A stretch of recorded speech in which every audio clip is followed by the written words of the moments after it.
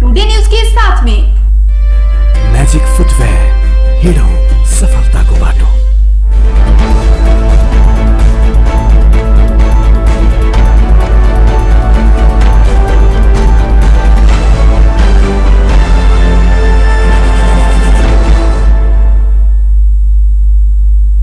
नमस्कार, टुडे न्यूजमा यहाँहरूलाई स्वागत छ। म आशा अधिकारी।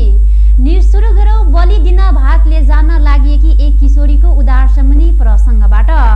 बलि दिन लागेकी एक किशोरीलाई सुनसरीबाट उद्धार गरिएको छ। सुनसरीको रामधुनी नगरपालिका 5 की एक किशोरीलाई भातले जाने क्रममा उद्धार गरिएको हो।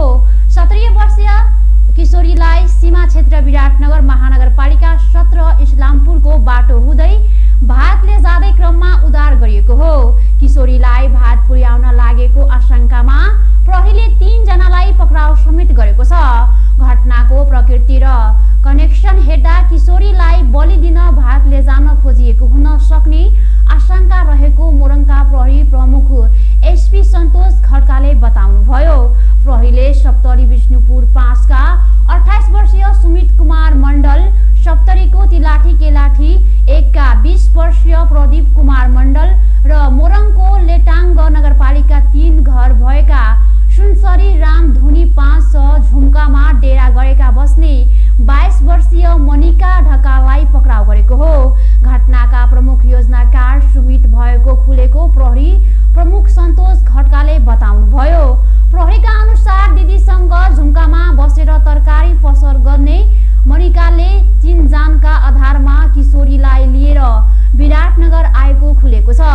किशोरीकी आमाले मनिकालाई भान्जी भनेर बोलाउने गरेको पाएको प्रहरीलेको भनाइ छ। मनिकाले आइतबार बिहान 7 बजेतिर विराटनगरमा एउटा पूजामा लेजाने र 2 घण्टापछि फर्केर आउने भन्दै किशोरीकी आमासँग अनुमति मागेकी थिइन्। चिनजानकै युवतीले भनेपछि आमाले पनि सहज रूपमा छोरीलाई जान दिएकी थिइन्। कन्या केटीलाई पूजामा राखेर टीका लगाइदिँदै 5000 रुपैयाँ दक्षिणापछि दिन्छन् भनेर किशोरीकी आमालाई मनिकाले विश्वस्त पारेको अनुसन्धानका क्रममा पाएको छ। मनिकाले किशोरी र उनकी परिवारलाई थप प्रलोभन देखाएर लगेको प्रारम्भिक सोधपुछबाट खुलेको प्रहरीले जनाएको छ। नारायणगढ मुगलिङ सडक खण्ड र मुगलिङ नोबिसे खर्सक सडक खण्ड एकतर्फी मात्र सञ्चालनमा रहेको छ। नारायणगढ मुगलिङ सडक खण्डको इच्छाकामना गाउँपालिका 6 स्थित 4 किलो डाँडामा आज बिहान 7 बजे पहिरो खस्दा अवरुद्ध भएको सडक अहिले एकतर्फी सञ्चालनमा आएको इलाका प्रहरी कार्यालय मुलिङका प्रहरी निरीक्षक कञ्चन तामाङले जानकारी दिए। अहिले सडक दुईतर्फी खुलाउने प्रयास भइरहेको उनले बताए। यसैबीच मुगलिङ नौबिसे सडक खण्ड पनि एकतर्फी मात्र सञ्चालनमा छ। यस सडक खण्ड अन्तर्गत धाजिङको बेनीघाट रोडाङ्ग गाउँपालिका स्थित बादलभेरी बस्ने स्थानमा पहाडबाट लेदो झर्दा सडक एकतर्फी मात्र सञ्चालनमा आएको इलाका प्रहरी कार्यालय मझिमटा र धाजिङको जनाएको छ। अहिले सडक दुईतर्फी सञ्चालनमा ल्याउने प्रयास भइरहेको प्रहरीले जनाएको छ। काठमाडौँ र भक्तपुरमा भएका दुर्घटनामा 2 जनाको ज्यान गएको छ। 3 जना घाइते भएका छन्। गए राति गोङबुङ्गा बस्ने पैदल यात्रामा ठक्कर लिँदा कम्बनका 45 वर्षीयका शङ्कर पन्तको ज्यान गएको छ। राति 8 बजेतिर गोङबुङ बस पार्क गेटबाट छुटेको बाद 4 ख 3850 नम्बरको बसले ठक्कर दिँदा घाइते भएका पन्तको त्रिवी शिक्षण अस्पताल महाराजगञ्जमा उपचारको क्रममा राति ज्यान गएको प्रहरीले जनाएको छ। बसको ठक्करबाट घाइते भएका धाजिङका 14 वर्षका शङ्कर श्रेष्ठको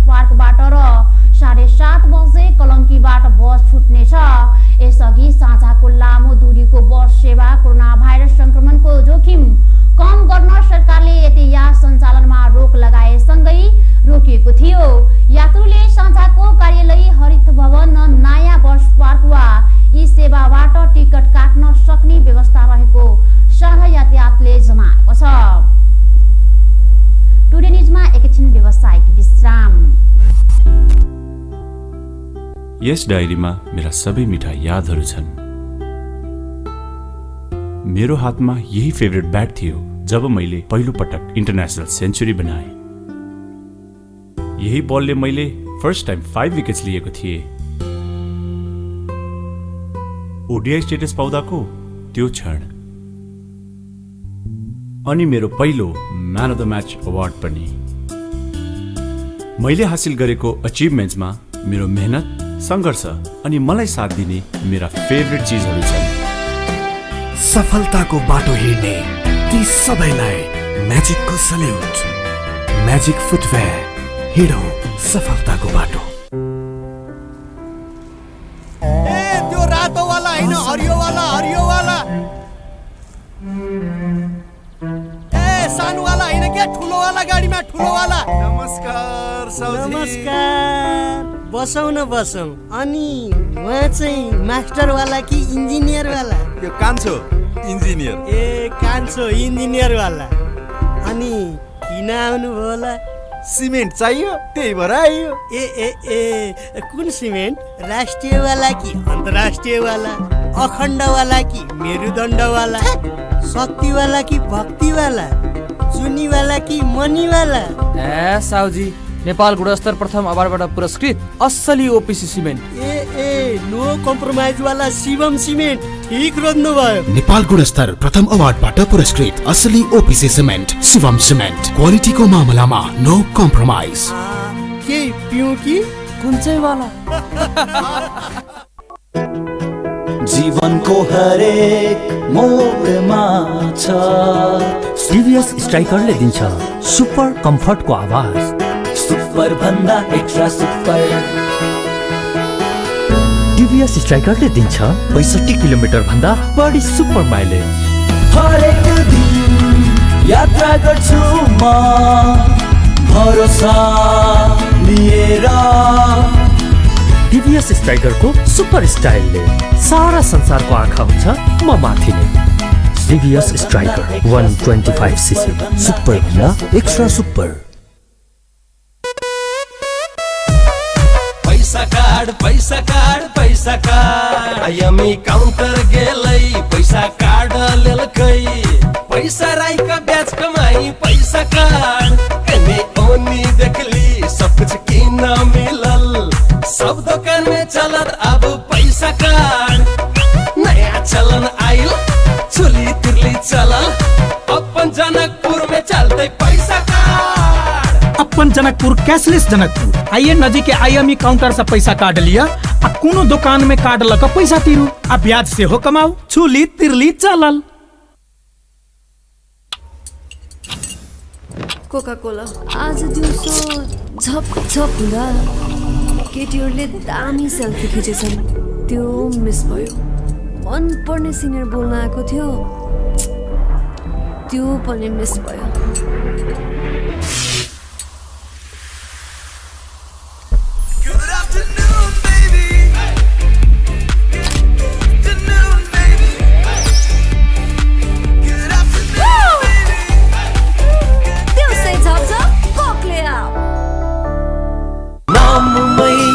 शक्ति छ नाममै संगीत छ नाममै पहिचान छ नाममै यसको जीत। Tansen OPC cement. Hi hi सुन न, म तिम्रो लागि जहाँ पनि जान सक्छु नि। साच्ची? कहाँसम्म जान सक्छौ? वेट, ल हेर, यहाँसम्म जान सक्छु। त्यहाँसम्म मात्रै? खै त कहाँसम्म जान सक्छौ? के भयो बाबा, तिम्रो लिमिटलेस माया वाइफाईले लिमिट गरिदियो? एनसेलको वायर फ्री प्लस वार्षिक भुक्तानी गरेमा कर बाहेक मात्र रु 690 मा 60 GB wire free data plus 10 GB SIM data plus 200 minute voice pack र अन्य डिजिटल सेवाहरूको गजबको कम्बो। थप जानकारीको लागि 9008 डायल गर्नुहोस्।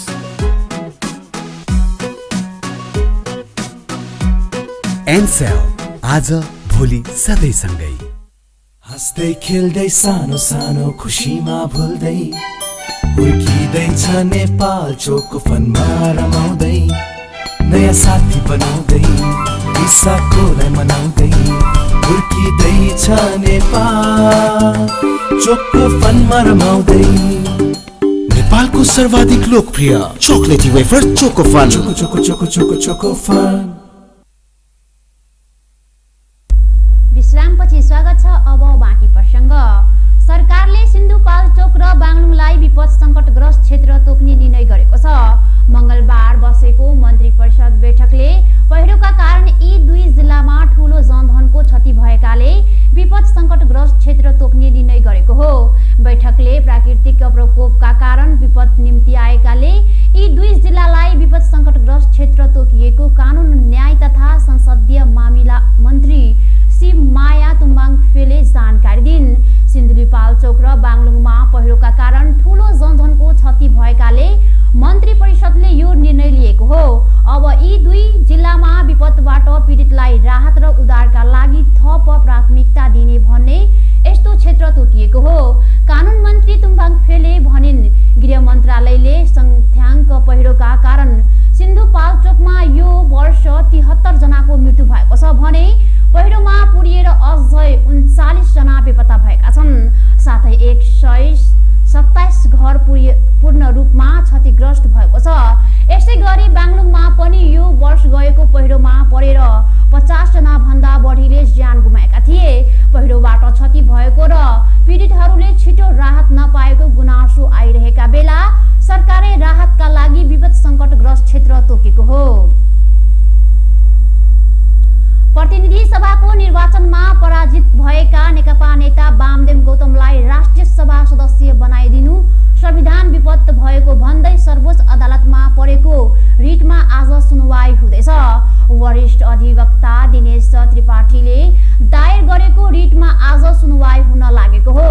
गौतमलाई राष्ट्रिय सभामा लगेर जनताको अभिमतको अपमान गरिएको भन्दै त्रिपाठीले सोमबार रिट दायर गरेका थिए।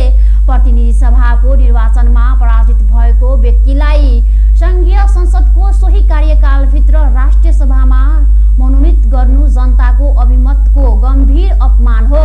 प्रथम दृष्टिमै यो संविधानको लाजपूर्वक एवं कपटपूर्ण प्रयोग हो। त्रिपाठीले पेश गरेको रिटमा उल्लेख छ, गत भदौ 29 गतेको मन्त्री परिषदको निर्णय बमोजिम राष्ट्रपतिले गौतमलाई राष्ट्रिय सभाको सदस्यमा मनोनित गरेकी थिइन्। नेपालको संविधानको धारा 86(2) ख बमोजिम गौतमलाई मनोनित गरिएको हो। गौतमलाई राष्ट्रिय सभामा ल्याउनु जन अभिमतको गम्भीर अपमान हुनका साथै संविधानको धारा 2 को स्पष्ट उल्लङ्घन भएको रिट निवेदनमा जनाएको छ। धारा 2 मा नेपालको सार्वभौम र राजनीतिक नेपाली जनतामा निहित रहेको कुरा उल्लेख छ। संविधानको धारा 75 ले कार्यकारिणी अधिकारी र मन्त्री परिषदलाई प्रदान गरेको भए पनि त्यसको प्रयोग विवेकहीन तथा स्वेच्छाचारी ढङ्गले हुन नसक्ने रिट निवेदनमा दाबी गरेको छ। हाल भारतको छत्तीसगढको उत्तरी क्षेत्रमा न्यूनी चापीय क्षेत्र रहेको छ। साथै यो न्यूनी चापीय क्षेत्र पश्चिम तथा उत्तर पश्चिम सर्दैछ।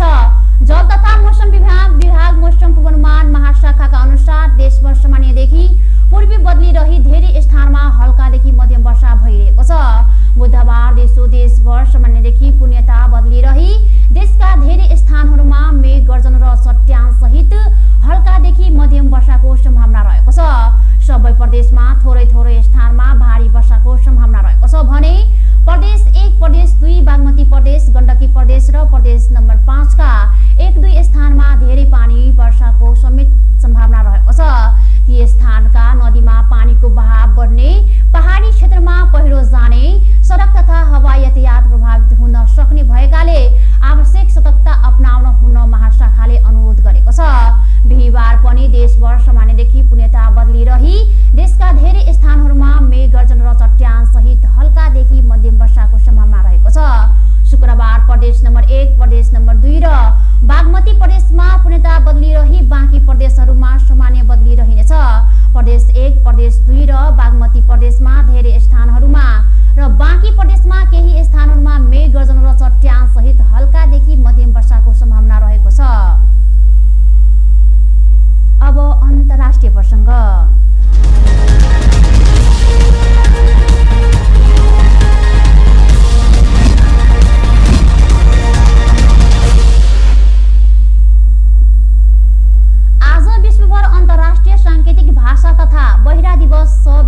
कार्यक्रम गरी मनाइँदैछ। संयुक्त राष्ट्र संघको आह्वानमा हरेक वर्ष सेप्टेम्बर 23मा यो दिवस मनाइँदै आएको छ। दिवसका अवसरमा राष्ट्रिय बहिरा महासंघले बहिरा पहिचान र अधिकार सम्बन्धी सचेतनामूलक कार्यक्रमको आयोजना गर्छ। विश्वभरि 72 मिलियन अर्थात् 7 करोड भन्दा बढी मानिस सुस्वस्थ रहेको र तीमध्ये 80% भन्दा बढी मानिस विकासमुख देशहरूमा बस्ने गरेको पाइन्छ। संयुक्त राष्ट्र संघको दीर्घकालीन लक्ष्यको सूचना साङ्केतिक भाषाको प्रवर्धन र प्रयोगलाई निकै महत्त्व दिएको पाइन्छ। सन् 2001मा प्रथम पटक यो दिवस मनाएको थियो। कसैलाई पनि पछाडि नछाड्ने उद्देश्यले सबैलाई एकैसाथ विकासको मूलधारामा उभ्याउन यस दिवसको निकै ठूलो महत्त्व रहेको देखिन्छ। बहिरा नागरिकलाई हक अधिकार प्रदान गर्ने सन्दर्भमा नेपालको कानुनी व्यवस्था त्रुटिपूर्ण रहेको भन्दै बहिरा महासंघले त्यसको संशोधनको माग गर्दै आएको छ। बहिरा मन्त्री पाठ्यक्रम र पाठ्य पुस्तक नभएको पनि उनीहरूको गुनासो छ। हवस् त, यसका साथै टुडे न्युज अहिलेको लागि सकियो। हाम्रो अर्को बुलेटिन लिएर पुनः उपस्थित हुनेछौँ।